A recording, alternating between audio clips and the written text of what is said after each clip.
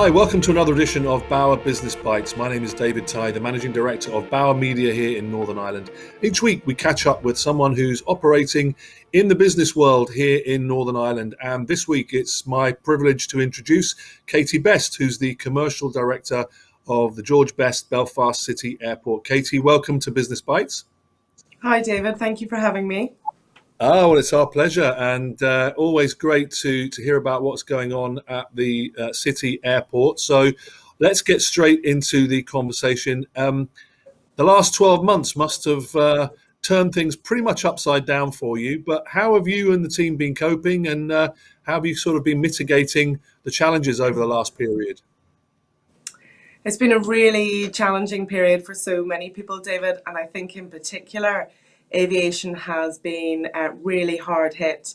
There's been a number of bumps in the road, and as so many people know, there's been a few false dawns in terms of there being a return to our regular lives and indeed a return to travel. I think for us here in Belfast City Airport, we had the additional challenge of Flybe going into administration just prior to the first lockdown. And so for a good part of that first lockdown period, our focus on the commercial side of the business was to rebuild that Flybe network. And I'm delighted to say that we're in a position now in July 21 where we have a much broader portfolio of airline partners here at Belfast City. In fact, we've 9 different airline partners, which covers a number of blue chip carriers and indeed a low cost presence from Ryanair. And we're flying to 26 different destinations right across the UK and indeed across Europe as well. Our most recent airline partner to join us here at Belfast City is EasyJet. And this Friday, the 9th of July, they will be commencing a double daily route to London Gatwick. And that'll be a fantastic opportunity for people to return to business traffic, business flying to Gatwick, and also those who see it as an important route for both leisure and visiting friends and relatives. Yeah, well, it seems like things are changing. We just had one, let's hope, one final bump in the road just recently. What's the latest on that? In June, Stobart Air went into administration, and so they were operating the Aer Lingus Regional franchise from here. I think it's really testament to the importance of that regional network and indeed the Northern Ireland market to the IAG group, that there has been a continuity of service across both Aer Lingus and BA City Flyer. So the IAG group, which is the parent group of both Aer Lingus and BA, have identified how important the Northern Ireland market is, and we have a combination of both Aer Lingus mainline and BA City Flyer services. That means we have maintained the Aer Lingus regional network, and indeed we will see a new Aer Lingus regional service come back into play this winter and continue to really build out the network through 2022. Well, that's great news, and long may it continue. Let's talk about the future. So, business travel potentially opening up again. We've seen, regulations changing across the water, so that's going to present potentially more opportunity for the airport. And you've got a new MD on the way in too. So let's just first of all talk about the business travel situation. Things are opening up. Where's your head at with all of that in the airport? What's the experience going to be like if you haven't been to an airport for 12 months? How does that all look and feel for you as we look at that? Well, I'll start with really where we are today, and as you say, David, the emphasis is much more on leisure travel at the moment. We are seeing more and more people take advantage of that opening up of European flights. We have a number of European destinations served by Ryanair, and we have Vueling, which again is part of the IAG family, operating a Barcelona service. We did have, right throughout COVID, a continuation of our Heathrow service operated by Aer Lingus. And I think that really was in recognition of how important it was that Northern Ireland PLC had a continued lifeline service, if you like, to the UK and to London. And it really demonstrated to us how important business travel is, and how essential business travel is to people from Northern Ireland.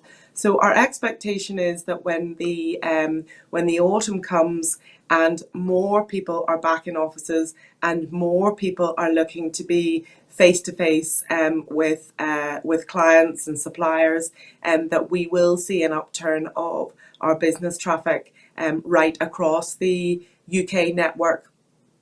And I think the fact that we have been open through that whole period, and the fact that we've had such positive feedback from passengers regarding the experience they have here, is really a demonstration of the work that's been done on the ground here to ensure that we are providing a safe and secure environment as all of the legislation has changed, that we are providing the best passenger experience we can.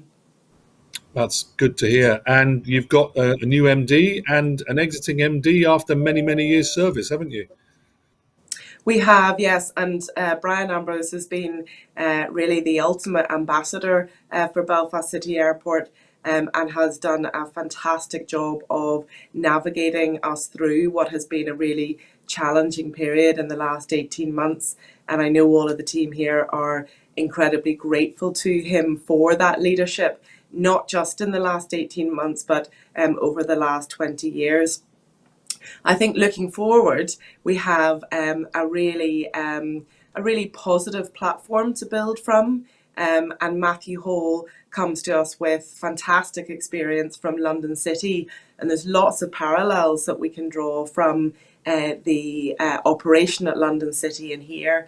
And I think, whilst it's a challenging time to join the business, I think we'll really benefit from the experience that he has had. Yeah. So lots and lots of stuff going on. And as a kind of as a traveller looking at the environment at the minute, I've spoken to a couple of people this week that are apparently flying somewhere on Friday and are still not sure whether they are flying or whether they're not flying, but they're going to turn up and try. So what's your advice to what I imagine would be excited but confused and potentially stressed leisure travellers right now who are thinking, am I going to get this break or am I not? Yeah, as you say, David, it's a really challenging period for people because it has been such a fast-moving feast in terms of the legislation. What we are continually advising people to do is to continue to check with the NI Direct website. Obviously, there are some anomalies between the advice across the UK. If you are travelling from Northern Ireland, NI Direct should have the most relevant up-to-date information. Passengers can come to our website where they will be directed to the relevant government communications. It is important that people look at the relevant legislation for the country they are travelling to, as well as being aware of what is required to come back into the UK, and that differs from country to country in Europe. So what I'd say to people is to be best prepared, to ensure that you keep checking the information up until the point of departure, and be assured that if you are following all of the guidelines, once you get here to the airport, you will have a smooth and safe experience. Well, we wish you and all the team at Belfast City Airport great success in the coming months and years ahead. And thanks for chatting to us today. It's great to hear those planes flying up the lock again. We missed them. And all I can say is, Katy, thanks for being our guest this week. Thank you very much, David.